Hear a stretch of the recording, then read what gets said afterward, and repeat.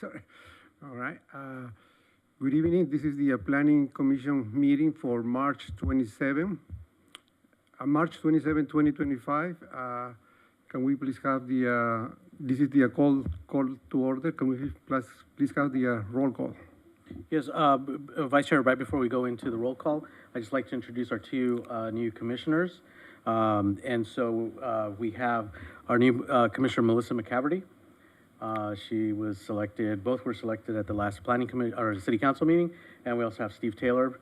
Both are longtime residents of El Segundo, and so we're proud to have them and sit on our commission, and I'm sure they'll do great things. So welcome aboard. Welcome. And so they are our new Planning Commission members. Excellent. Welcome. And I'll take roll call. Commissioner Taylor. Commissioner McCaverty. And Vice Chair Inga. Here. I believe Commissioner Christian is running late, but he's tentative to be here. We have quorum today. Sounds good. Our next item, as usual, is the Pledge of Allegiance. So please stand and let's face the flag. I pledge allegiance to the flag of the United States of America and to the republic for which it stands, one nation, under God, indivisible, with liberty and justice for all. All right. Staff, do we have any public communications? Nothing received that hasn't already been available on the packet. Okay. The next item is in the consent calendar. The first item is to approve the minutes for the Planning Commission meeting for March 13. I know that you are new, but I think you guys have watched the video. Or? Yes. Okay, so I'm going to present a motion to approve the minutes. Okay. And I'll take votes. Commissioner Taylor. Commissioner McCaverty. And Vice Chair Inga. Aye. Motion passes 3-0. Thank you. Next item, public hearings.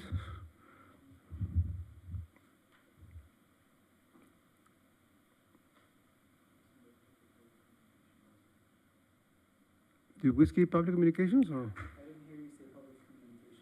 There was nothing written, but we can actually ask if there's anyone in the audience who wishes to speak on any items not on the agenda.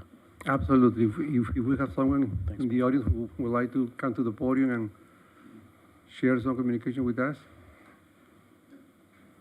I'll do this really quickly. My name's Eric Pedersen. I used to have the restaurant down there. Yeah. Eduardo, I saw you the other day paying my last bill of water for El Segundo, my last bill. And I just wanted to come, first of all, I've been here for about 7 years, Paul, creating the corner that we did. And I come from background in doing what I do in New York City, always been involved with community development and all that stuff. Got involved with Bloomberg, putting bike lanes into the area of my city back in the day. And I was always intrigued. I just want to say this. I will not be, first of all, I love El Segundo. I'm not tearful so much now, but we had to make a decision. And welcome, commissioners, to the city planning. I was here at many meetings watching the development of it, seeing what can be done with Main Street. Some of you know that I've been kind of active with the lighting and things like that, things that can work to get more activity down. We closed our restaurant on the 12th of January, put it on the market maybe 2-3 weeks after that. We had 4 or 5 major competitors for our space, which is kind of unusual during these times. But Elmira and I, my partner and I, really created something very easy for someone to take over. So 6 weeks ago, we signed a deal with Jackson. And we told our landlord when we had to tell him that we just can't keep going anymore. This is about, I don't know, about 2 months ago, 3 months ago. And we said, of all the people that deserve to go to that space was Jackson. Why? And not only is he a good man, I can remember 6 years ago when I first got here with my girlfriend. I was hungry. We were still under construction. I said, let's just go to that Italian place in the little strip mall here. And I was just expecting strip mall food. And I remember sitting down, I was going to grab and go with her, and I said, I'm just tired, let's sit down. and I remember the pasta came to the table, put my fork into it. It was al dente. And I could smell the tomato sauce, and I'm going, put the tomato sauce in my mouth and going, I didn't expect that. That was before he won second place on Top Chef. He now, it sounds like, has 3 or 4 restaurants. He's squeezing our place in before another one. Very glad to have him taking over. And I'm a person that believes things happen. I hope my partner and I are going to the location that we wish to be at, near the beach, to keep going with what we're trying to do. But I just want to encourage you all, really encourage you all. There's money on the table for the lighting. I've expressed myself through some letters. Push for Main Street. And also, I have to say, from being here for a while, the landlords, there's not that many of them on Main Street. You now have Jackson that will get the energy coming up Main Street here in El Segundo, the walking energy. You got to have things popping up in between. I also said to the mayor, Boyles, a long time ago, when I first got here, I said, you don't know what we're going to do on your corner behind that green fence, but we're going to do something special for the entrance from the north. And we're very proud of that, Elmira and me, and also to help with certain tenants, certain people that have storefronts. I've always felt this is important. If they have a little money to spruce up their storefront, match it. I've said this before with some of you, because all of a sudden people start seeing a change. And also I have to tell you, we were paying higher rent than most people this whole course of time. I think Jackson's even higher. So he's setting a precedent, good or bad, but there's a higher rent level that he's achieved here for the Main Street area. So if the landlords had any interest in pulling someone in, it's not about changing Main Street to be like Abbott Kinney. It really is not. But it's about getting more energy on Main Street. It happens with lighting and it happens with the proper tenants. That's all I can say to you all. I look forward to coming back, seeing progress on the development plans. I've seen them develop. This whole area here could be magical. The green market could be coming into this. I have so many ideas, but that's your job. And I just want to say, Elmira and I are grateful to have been here. His family's going to the great schools here. My kids are all grown up. And that's it. I just wanted to say hello. And Eduardo, good seeing you the other day. I had to come and say hi. And Paul. Oh, also, that strip of landscape that we had to go back and forth on. There is a statue called Gravity in the Arc of Being. It's made from the Paulownia tree, which circuit boards used to be made out of. That is an easement the city has, and I think Jackson is aware of that. There's a podium there. I would suggest this. I will be taking that statue out at some point, but I always believed in having art on public land. And that might be an interesting project. And I said something to Jackson about this. I mean, so concerned on getting open, but you could have an interesting city competition with sculpture that maybe by Art Walk next time around. It might be something. A suggestion. Not my job anymore, but good luck to you all, and thanks for letting me speak. That's it. Thank you. Thank you, Paul. Eduardo, thank you. Thank Good you. luck. Thanks. Thank you. Anyone else who desires to come to the podium? No? Okay, so now we go to public hearings. The first item is an ordinance amending El Segundo Municipal Code, Title 15, Chapter 35. Do we have any presentation from city staff? Yeah, Chair or Vice Chair, I'm sorry. I'll be giving that presentation tonight on this item. It's a little unusual, this item. It's staff initiated in response to some of the tasks given to city staff or charges given to city staff that are derived from the City Council strategic plan that's adopted it's readopted every year, but it's been sort of refreshed in a more holistic manner every 3 to 5 years. And so there's a couple of strategic plan items specifically related to encouraging or championing economic development and really finding streamlined ways of providing improved services to our constituents, to our residents, to our businesses, and more specifically, things that can incentivize or help smooth the process when somebody's trying to obtain licenses or permits or anything of that nature.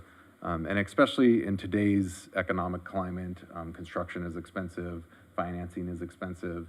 And so one of the things that we've looked at is a building permit and development impact fee deferral option. And so I'll explain a little bit of what those are. And tonight, although we'll be talking about building permits, the reason why this is before you is because the development impact fee program itself is located in the zoning code. And whenever we make amendments or changes to the zoning code, the Planning Commission is the first body that opines on that and makes a recommendation to the City Council. You can recommend changes, you can recommend denial, you can recommend approval, you can massage it however you like, and make that recommendation for City Council's consideration. Once we're done with the Planning Commission recommendation, then it'll be calendared for City Council consideration, and any ordinance that's changed to the zoning code, when it goes to City Council, it goes before them a minimum of 2 times. They have to, it's called a reading, they have to read it twice. And so the first one is a introduction of the ordinance, and assuming all 5 council members vote to adopt that ordinance, then there's a second reading, which is typically placed on the consent calendar. If it's not adopted by a unanimous decision, then it's a second public hearing.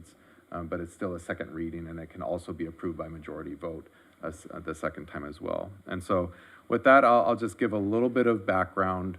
I think some of you might already be familiar with what some of these things are, but sometimes we have 2 or 3 viewers on YouTube, and so for their benefit and yours, typically building permit fees, they are one-time charges, and generally they either pay for actual services provided. So they pay for the inspections, they pay for the administrative time, they pay for the services that one might receive once the permit is issued during the life of construction, or building permit fees are one-time surcharges.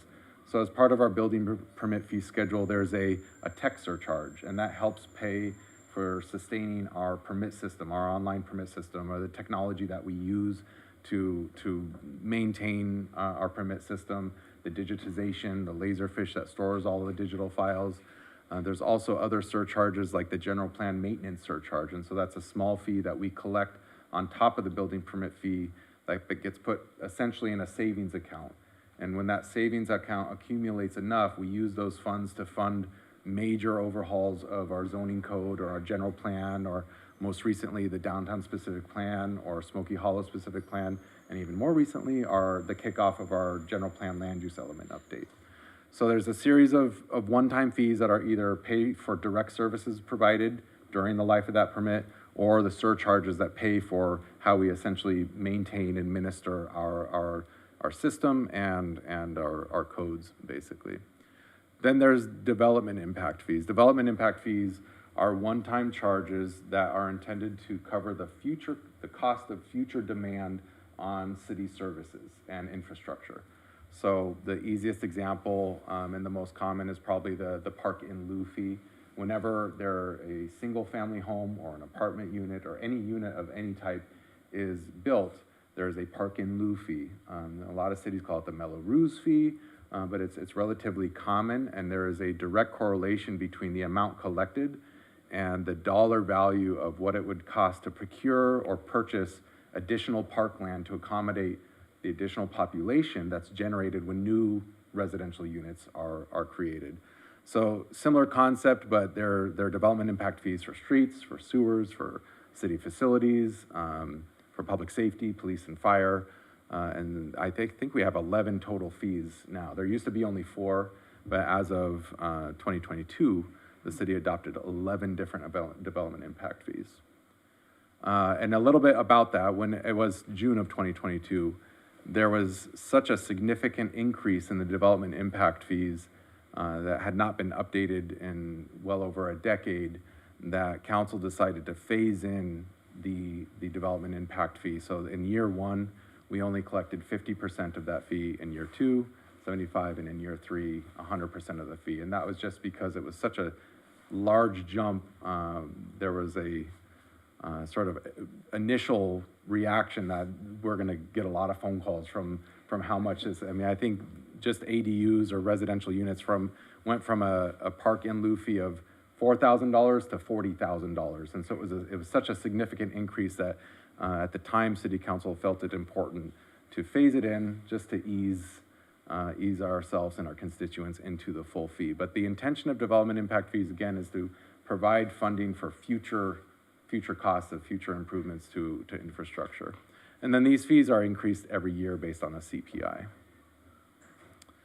So there's three typical areas that we collect fees. Entitlement application phase is when planning division, who we're here with tonight, the planning division is processing a development application that typically gets reviewed and approved or gets a recommendation from the planning commission. We collect fees at that stage. We also collect fees at the building permit phase, which is what we're talking about at the moment.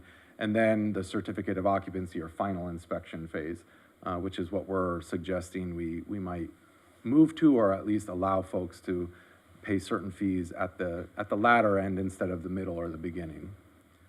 So as I mentioned earlier, very briefly, due to some of the economic challenges that the development world is facing, things are becoming significantly more expensive. So we are exploring different ways of how we can maneuver with these fees to help initiate or incentivize development sooner rather than later. So frequently, the fees are so expensive on the front end. When you get a construction loan, you have to carry that cost all the way through to the end of construction. But if there's certain fees that we don't necessarily need until construction is over, and we can defer that until the end of construction, which might be 12, 18, 36 months down the road, then that's 1 to 3 years of carry costs that builder or that owner doesn't have to carry and finance and pay additional interest on. And so because of these high costs, we're looking at amending this section, which spells out development impact fees. Again, the building fees is part of this discussion, but tonight's action is just about the development impact fees, because that's the only section that the commission has authority over. But this section of the development code is a little vague. It doesn't actually really clearly delineate when the development impact fees are to be collected, but traditionally it's during the building permit issuance stage, but this cites a bunch of different stages, and so we want to make it more clear, and we also want to develop a structure so that we do have the mechanism in place to allow certain fees like development impact fees to be collected towards the end of the process rather than the beginning. And so this is a little bit of history of some of the other efforts that we've recently gone through. Paul, actually, our principal planner, just moved or is moving through, actually it already got approved, the ordinance to defer these same fees as it relates to housing developments to the end of the process, which is mandated by state law. Similarly, we took the initiative to mimic that with the Cultural Development Fund. And so instead of the Cultural Development Fund fee being collected on the front end, we deferred it to the back end, and that's actually going to council next week for its final adoption and approval. So that's already gone through. So the amendments that we're specifically making tonight, or that we're asking to consider, is these three changes, which would allow impact fees for any development, not just specific to residential, but impact fees for any development to be collected at any time during the building permit process. So we could enter an agreement and defer that payment to final inspection or certificate of occupancy. And then the middle bullet point is specific to residential developments, and then the last bullet point is specific to non-residential. And so this is sort of massaging what the current language is, just to enable us to collect the DIF or the development impact fee at the end of the process, either final inspection or certificate of occupancy. So this isn't the exact structure of the ordinance. The strikeout and underline is in your attachments, but these three bullet points sort of summarize what the new language would read as. And just as a basic, oh, I thought I had the case study in here. We took it out. That's okay. We had a basic case study just to illustrate the sort of cost savings, and we took a simple $100,000 worth of development impact fees and building permit fees. and the carry cost over just one year was about $30,000. And so if a developer didn't have to finance that $30,000, then it might incentivize somebody to move forward with their project when they otherwise wouldn't if they didn't have to shell out that 30K on the front end. And so 100,000 was a made-up number. Projects fall all over the place. There's projects that have much less valuation, and they'd probably never take advantage of this option, but you have relatively large projects with hundreds of thousands of dollars of fees that they owe. As an example, if you're familiar with the Beach Cities Media Campus on Rosecrans, entitled but not built, but that's a few 100,000 square foot of Class A commercial office. Just their fees alone, the building permit fees, the development impact fees, and the cultural development impact fees was $1.5 million. So if we could defer, and I think when I looked at it, if we could defer about $1 million of that, which would be development impact fee and the public art fee, that's $1 million that they wouldn't have to carry for 24 to 36 months. And that's a significant incentive to maybe get shovels in the ground sooner rather than later. And so that's why we're proposing this tonight.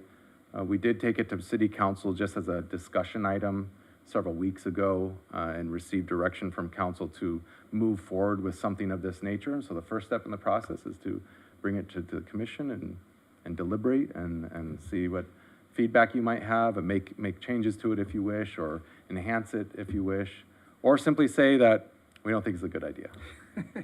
So with that, I'm happy to answer any questions, and otherwise the floor is yours. Thank you, Michael. Commissioner McCaverty, Commissioner Taylor, any questions? Any?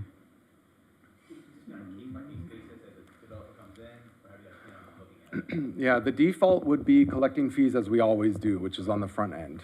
That would be the default. And then there would be the election of entering into an agreement with the city that would be recorded with the permit record that would spell out whatever the terms of when that payment would be made. And so we would probably default to all fees paid prior to final inspections. And then that would be it. And if we had a challenge towards the end of the process, if we had a difficulty collecting that fee, or if it got challenging, then there's several mechanisms, there's several tools that the city could impose, from filing a lien on the property, or even just recording a covenant for the agreement or the terms of the fees that are owed. There's several mechanisms that we could use. Or holding off on final, certificate of occupancy, which means you just can't occupy the building, and then enforcing it that way. Okay. That was sort of my question, is I had a residential project, so that's more my area of expertise, where I know Steve is more commercial. You know, what happens when you run out of money? And did you do any kind of study on that if you looked at anywhere else that has implemented something similar where they had an issue collecting the fees? Yeah, anecdotally, I had not heard. We reached out to a few cities. There are a handful of cities that don't have exactly the same thing that we're proposing, but there's a lot of cities that do have development impact fee deferral programs. And I did not hear any feedback from anybody about any difficulty collecting those fees. Originally, as drafted, we had crafted it to default to recording a covenant on the property on the front end. Council, when they gave us feedback, was not there was not consensus on that, and so we've left that out from now. It is still a tool that we could impose. I'll share that I'm less concerned because all of the fees that we're proposing to defer do not actually pay for services provided on the front end, on the immediate, for the staff time, staff resources. We're not proposing to defer any of those fees. What we're proposing to defer are fees that pay for future services. And so as a worst case scenario, if we filed a lien on the property, we would collect those fees if there was ever a refinance, change of ownership, or sale of that property. And with big developments, that happens frequently. And so I would be less concerned because we'd probably file a lien that would reimburse the city anyhow, or not reimburse, but the city would be made whole through that process. for residential, like a single-family residential project, I would suspect most people wouldn't take advantage of this, because it might be more effort than it's actually worth for a basic, for a residential project.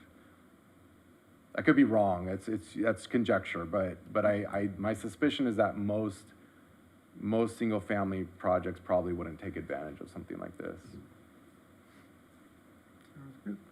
Michael, how do our fees compare to other cities? And do other cities in the South Bay, do they also defer their payments, their fees? Most of the cities that I saw that allowed fee deferral were actually in Orange County. I didn't see many in LA County. I'm not sure about the other South Bay cities. And our fees are a tough thing to compare city to city, because fees are developed directly to pay for the cost of services for that city. And so the level of service in El Segundo is very different than the level of service in Culver or Santa Monica or Redondo or Manhattan or Hermosa. So it's really hard to compare fees from one city to the next. Generally, maybe you might be in the same universe if you're geographically in the same area, but staffing levels are different. The cost of staffing is different. The process in every city is a little bit different. And so the fee is directly tied to the actual cost of providing that service. We are prohibited from charging $1 more than what it actually costs us to provide the service. And so it's tough to make that comparison, but I know that because the level of service in El Segundo is relatively high, we also have corresponding high fees. But we also provide superb public safety and law enforcement and fire and other services to the community that aren't replicated elsewhere. And so that's part of the reason why things are a bit more expensive here, is because we have higher level of services than other cities might have. And I'm sorry, one more question. Did you say that if we enter into a deferment, that there will be like a written agreement that they would sign, and that's the teeth that you could go after for the lien if you needed it? I mean, going through a lien process and all of that is kind of a pain to enforce it, so I'm just playing devil's advocate over here of, if they don't pay it, you said it, you can't really enforce it unless they go to refinance, sell the property, whatever. So that, I'm just picturing a worst case scenario in this. Or the brain damage of a And now breach you're of contract. having to chase down Yeah. fees, which now you need a whole nother person in your department probably who's the fee chaser. So Yeah. I don't know, that's just somewhere my brain went with it. I think it's a good idea Yeah. and I'll support it, but Like I said, our original suggestion was to record it against the property on the front end, which is one less thing you have to do on the back end if it gets a little bit more difficult. But we're in the world of compliance. We're chasing people with stuff all the time. And I think, What's as you one might more? know, I do agree with Michael that assuming they want to complete the project, which I guess depending on the project is a big assumption, but the withholding the C of O until they make us whole is a biggie, but that's only helpful if they do intend on finishing the project, which for residential, depending on the situation. I think residential will be fine. It's more, the big commercial. The biggest leverage we have there is actually withholding occupancy.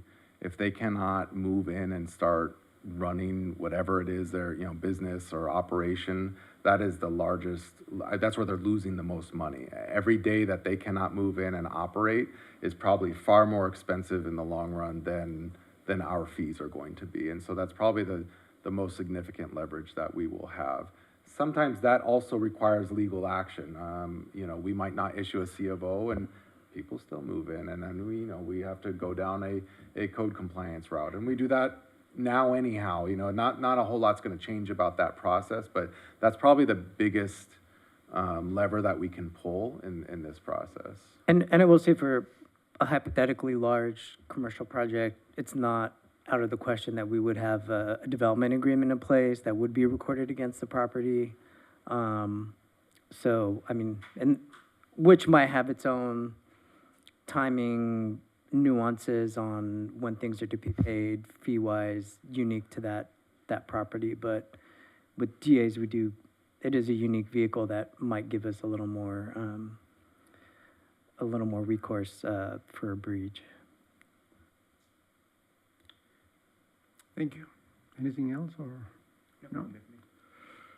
So, I think it's important to incentivize people to come to our city and, do different things. So I do support this, amending this ordinance. I don't know, Yeah, I support, I like the idea of, trying to get it by default, but then having those case-by-case scenario where they need that assistance to get into the project. I think it's a great idea to incentivize development. Yeah, I'm in support of it. I agree. I Agree. liked his shovel analogy. Get the shovels in the ground. Yeah. get it moving. I like that too. Do I have a motion to approve this, recommendation?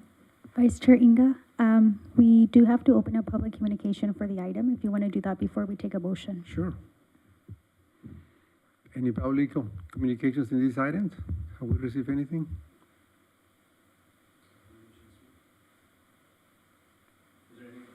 Anyone wishing to speak Anyone on the here item? to speak? Seeing none. Close the public hearing, Public hearings are closed. and you can deliberate, Then, take motion. go back to the motion. Do I have any motion to approve this item? Yeah, motion to approve it. Second?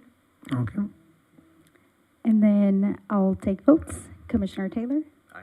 Commissioner McCaverty, Aye. and Vice Chair Inga. Yes. Motion passes 3-0. Thank you. Next item, public hearing. This is an ordinance amending the El Segundo Municipal Code, specifically the development standards for single-family residential zone, including the standard applicable the 2-unit residential development and urban lot split per Senate Bill 450.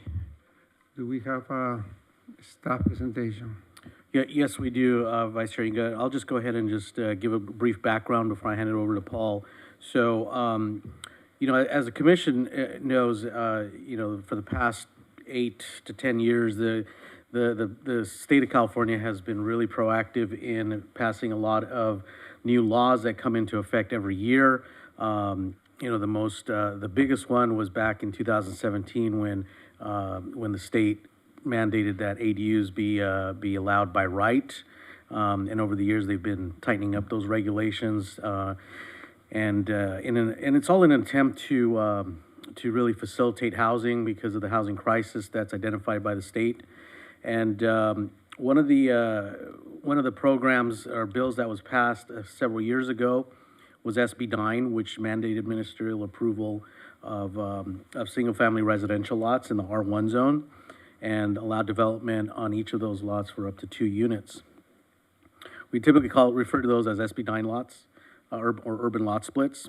And so along with that, we looked at, besides being mandated by the state to require that, what is it that's in our control at that time? And so what was in our control, at least, was to come up with design standards and development standards that were applicable to those urban lot split properties.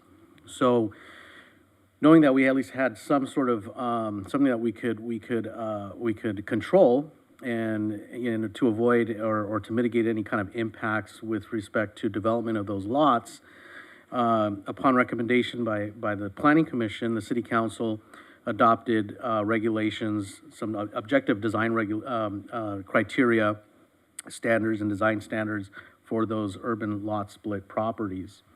So fast forward to 2024, the state has clamped down on that, and they basically passed SB 450, a supplemental bill to the SB 9, which in essence prohibits cities from having different development standards and design standards that are different from R1 zones versus these urban lot splits. So, since we had such an ordinance, we needed to clean that up, and so we came back to you with that back at the end of 2024, and so with that we got some feedback from the commission, and so Paul will go ahead and give an orientation or some information and specifics in terms of how we're doing, what we're doing, or what type of amendments we're doing to the ordinance to ensure compliance with SB 450. So with that, I'll turn it over to Paul. Great. Good evening, Vice Chair and fellow commissioners. One of the key provisions of SB 450 was, just as Eduardo said, to not apply standards to these urban lot splits that don't apply to the R1 zone uniformly, with one exception for standards that make it easier to complete these urban lot split developments. So, as a just general example, if in the R1 zone we require a setback of 5 feet from the property line, the R1 zone has to have the same requirement unless we as a city want to make it easier and require less than 5 feet, so 4 feet or 3 feet. So that's the only exception. But you can't have standards that make it harder to complete these urban lot splits and their development. So with that, just as a reminder, we did a study session with the Planning Commission back in December. And at the study session, we basically compared our current urban lot split regulations with those of the general R1 zone to find out where do we have inconsistencies, right? So we identified the standards that are inconsistent between the urban lot split regulations and the R1 zone. And then we got feedback from the commission on how to change our regulations to comply with state code. Next, we will go through those standards where we identified those inconsistencies and the direction that we received from the Planning Commission in December and how we addressed things in the ordinance. So we'll go through about 12 slides or so, 12 different individual standards.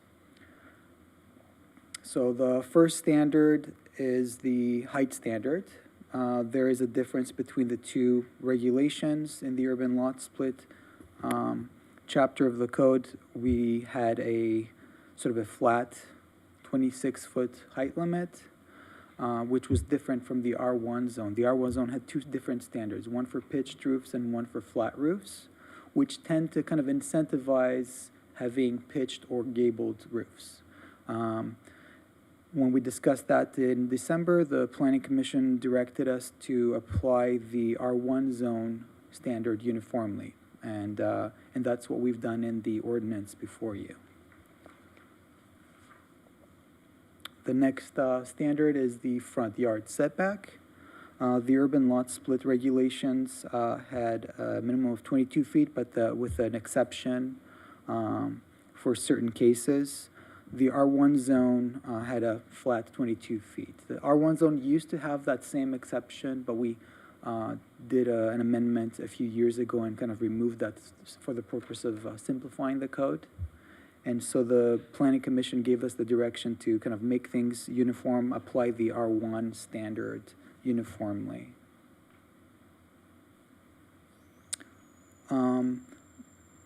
Front yard encroachments. This standard covers permitted projections or encroachments of porches and verandas and similar structures in the required front yard setback, that 22-foot setback.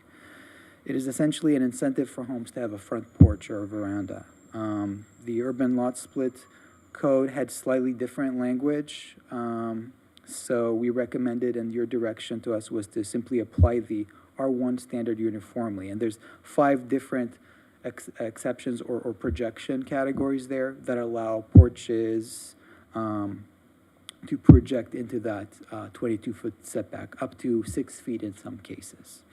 Paul, I'm sorry to interrupt. I just wanted to emphasize a point Paul made earlier, but as far as that bottom portion of the table, Planning Commission direction, for each of these, it's really shaped and limited by the new bill's requirement that no urban lot split standard can be more burdensome than the underlying R1 zone. So it could be more permissive. I don't think we're going in that direction, but that really informed what the planning direction ultimately landed on. Thank you. There are a few cases that are a little bit more nuanced, more complicated, and we'll go over those. But yeah, generally speaking, that has been the rule in this draft ordinance before you to apply the R1 standard. So the next one, and kind of similar or related to what we just went over regarding porches, this is an example of a standard that today applies only for the urban lot split case. When we developed those standards in 2022, for design purposes, we actually required homes that are in the front part of a lot to have a porch or a veranda. That's not the case in the R1 zone in general. So this is a case of a standard that is more burdensome for urban lot split situations. And we had to make a decision. Do we want to eliminate the standard or apply it in all of the R1? The commission had a discussion on this in December and decided not to require porches for homes in the R1 zone, but to continue to allow those permitted encroachments, that incentive for people to have a porch or a veranda. Moving on to the SARD yard setbacks, this is a slightly complicated situation. In the urban lot split regulations in our code, there is a requirement for a minimum setback of 4 feet for the urban lot splits. And actually the state law says cities can't require more than that. It's specifically stated in the state law.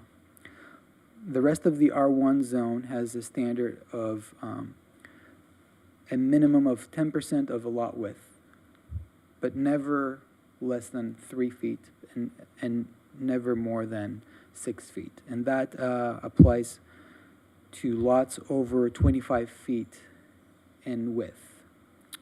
For lots that are narrower than that, there's just a straight 3-foot minimum side setback. So those two standards are not consistent. So we had to make sure to change something so that the two standards are consistent, or at least we're not making it more burdensome for the urban lot split situation. So the commission discussed and directed us to essentially maintain the R1 standard, that 10% of the lot width requirement, but when it came to the maximum possible setback, to set it at 4 feet for the urban lot split situations, but maintain that maximum of 6 feet in the R1 zone, generally speaking. So that's a situation where we decided to allow for a more relaxed standard for those urban lot split lots. The commission felt that there was value in maintaining a slightly larger setback for the R1 zone in general. And that's what we included in the draft ordinance before you. The next standard relates to the floor area maximum, so the size of the units on the property. In the urban lot split chapter, there is an overall maximum size for on a property of 60% of the lot area, and there's individual sort of limitations on maximum unit size, individual unit size. The R1 zone standard is different from that. It just has an overall maximum of 60% of the lot area. That applies to lots that are over 25 feet in width. For the narrower lots, there is a different standard in the R1 zone. There is a lot coverage requirement. And the R1 zone does not have an individual unit maximum size. So the Planning Commission kind of went over this and in December directed us to essentially apply the R1 FAR standard for those wider lots, the 60% floor area ratio. And then for those lots that are up to 25 feet wide, the narrower lots, to sort of maintain that no limit provision in the urban lot split regulations, and then change the and then staff, actually, added something to the commission's direction here, on those, R1 lots that are narrow, 25 feet wide or less. For the purposes of simplifying the requirement, to make the lot coverage requirement 47% rather than have a range. Makes it simpler and makes it easier on homeowners or property owners to develop their properties. Moving on to the next standard, which is kind of related, the size of the second level of a house in the urban lot split situation and in the R1. We have provisions for that as well. In the urban lot split situation, we set a standard of the second level being no more than 90% of the first level area. The idea is to avoid that sort of mansionization, and the big bulk or massive appearance of homes. We have a similar standard, but not quite the same in the general R1 zone. As I mentioned earlier, there's a total floor area ratio requirement. And in the R1 zone, we also have a second floor area ratio requirement of 25% of the lot area. The commission discussed this and decided that to apply the essentially the 25% floor area ratio for those wider lots. And moving on to the next standard, there's a provision again dealing with mass and bulk of buildings, the garage offset. So in the urban lot split regulations, we require an offset of 3 feet from the front facade, either to be stepped back or stepped forward. That way you don't have one long plane along the frontage. In the R1 zone, the general rule is a step back. So the Planning Commission in December discussed and directed us to apply the R1 standard uniformly to the urban lot split situations as well. Building separation in the urban lot split regulations, it is 4 feet between buildings. In the R1 zone, the minimum distance is 3 feet. And the Planning Commission decided to direct us to include the 3-foot distance between buildings.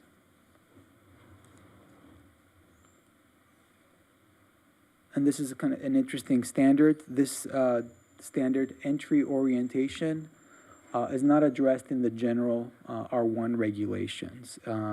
It was added in 2022 specifically for those urban lot splits. So the standard in that situation is that at least one entry to the home must be directly visible and face the adjoining street. And you can understand the reasoning behind that requirement at the time. But because there's that inconsistency, the commission had to kind of deliberate and give us some direction at that meeting in December. The commission wanted to maintain that standard and apply it to the R1 zone uniformly, so carry something new into the rest of the R1. However, they did not want it to be so rigid to not allow for exceptions. So the commission asked us to come up with language to allow those entries to maybe face the side if there's a porch or a veranda, so people know that there's an entrance there. And then we included language in the ordinance that says, yeah, you don't have to necessarily face the front if you have a porch or veranda. And we just added some extra language that it has to be of a minimum size, and that was the direction of what we did in the ordinance. Regarding landscaping, there were differences in the regulations between urban lot splits and the general R1 zone. In the R1 zone, there is a standard requiring a minimum percentage of that front yard to be landscaped, so it's not completely paved over. That was not in the urban lot split regulations, but in that case, the city incorporated a requirement for planting trees in the front yard. The planning commission had to make a decision again, so it decided to essentially combine the two requirements. Apply the current R1 zone regulations, so require a minimum percentage of the front yard to be landscaped, but carry over requiring a minimum of one tree in the front yard for new homes built in the R1 zone.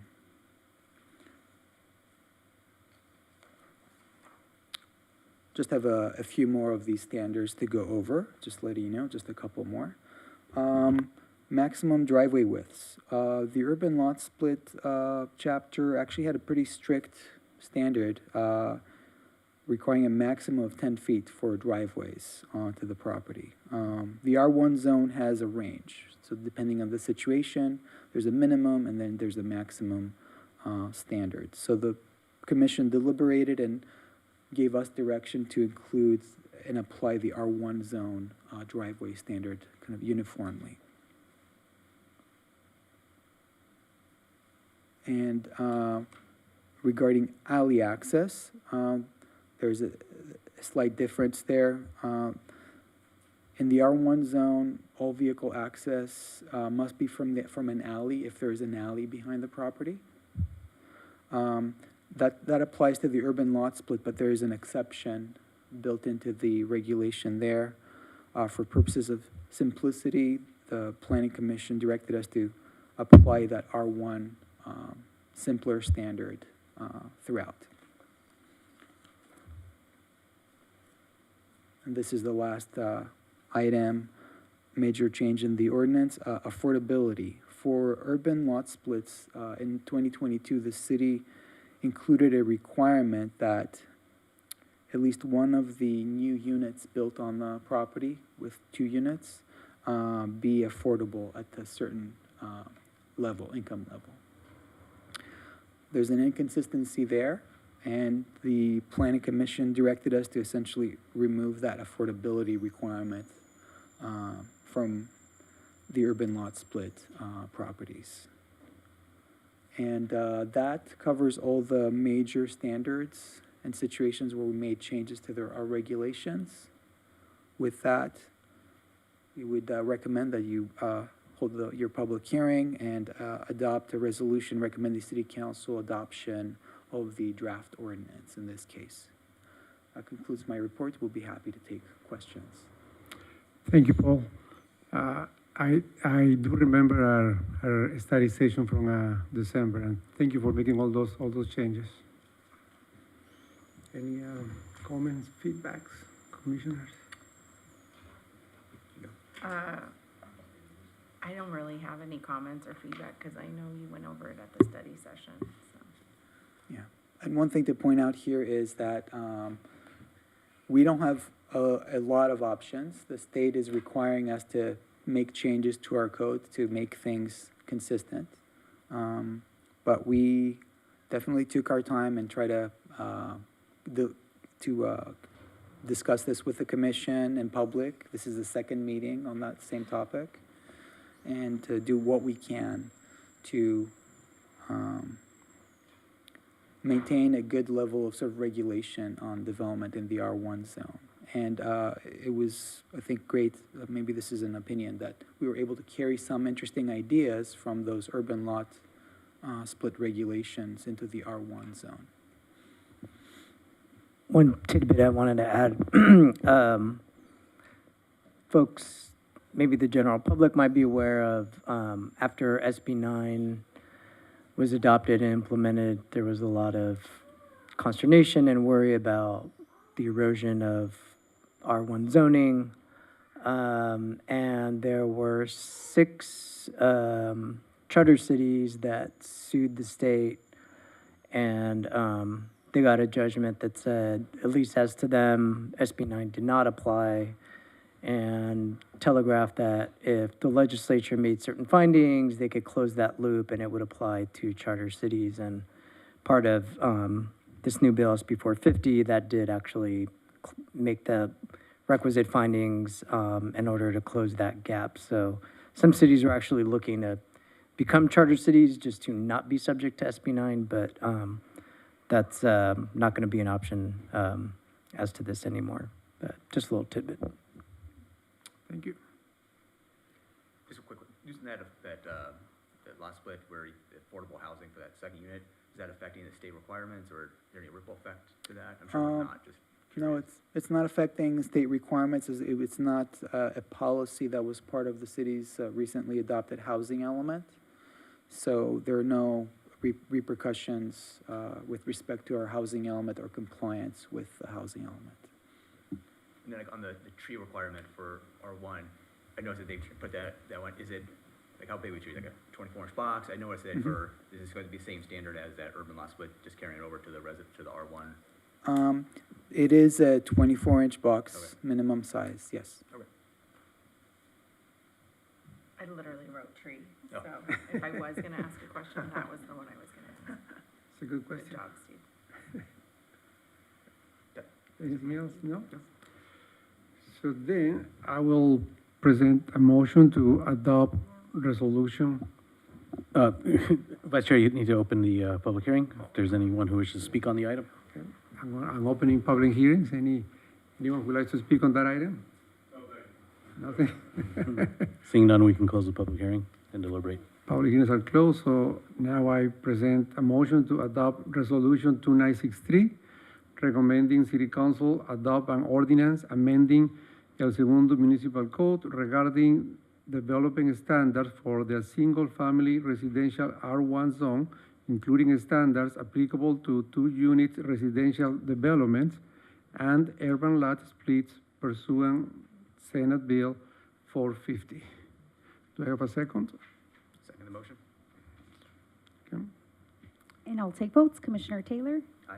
Commissioner McCaverty? Aye. And Vice Chair Inga. Aye. Motion passes 3-0. Thank you. Next item, new business. No. Unfinished business is the next item. No? No None unfinished either. business. Any reports from the Community Development Director? Nothing specifically other than to welcome our new commissioners and great job surviving your first meeting. We had some hotly contested items tonight, or not, but you know, good substantive items tonight, and just sort of a good primer for future conversations. And welcome to the crew, and thank you for joining this team and being willing to volunteer your time twice a month. Hopefully not more than a couple hours each time. But then also as another, so I keep kind of forewarning the commission that the upcoming will be the appointment of a member of the commission and probably an alternate to the General Plan Land Use Element Update Technical Advisory Committee. I'm not sure if that spells anything in an acronym, but we'll be asking the commission to consider an appointee and a delegate that would be an alternate to the TAC, or the Technical Advisory Committee, which would sit on the body for the next 18 to 24 months as we go through this process of updating our land use element to serve in an advisory capacity only, no decisions, no homework, just showing up to those meetings and providing experience, knowledge, opinions as members of the community and members of the commission. And so be thinking about who that might be and who you might like to represent the commission on that board. The commission itself as an entire body will consider specific components of the land use element update on its own separately from the advisory committee. So before this ever goes to city council for adoption, there will likely be study sessions specific to the planning commission alone by itself, or planning commission with city council. We haven't deciphered yet how many and when we'll do those, but there will be separate conversations just for the commission, but this will be an advisory committee made up of city staff, commissioners, and committee members from other committees as well with the city. So just keep an eye out for that. I think Eduardo, we had that slotted for the next meeting. Yes, at the the next next meeting. planning commission meeting. With that, Eduardo, did you have anything you wanted to add? No, just to welcome our two planning commissioners. Thank you very much for your volunteering and surviving the interview process with the council. So I'm sure the council has selected two fine and great candidates to serve on there, and we enjoy working with you. So we look forward to it. Next items, any report from the commissioners? I also want to welcome both of you to our body. Is there anything that you like to say? No? Thank you for the warm welcome. Okay. Yeah, thank you for the warm welcome, yeah. Excited to be here. Thank you. Next, city attorney. Just welcome to Commissioners McCaverty and Taylor. Appreciate your questions this evening and look forward to working with you. Thank you. Very good. So now at 6:32, the meeting is adjourned.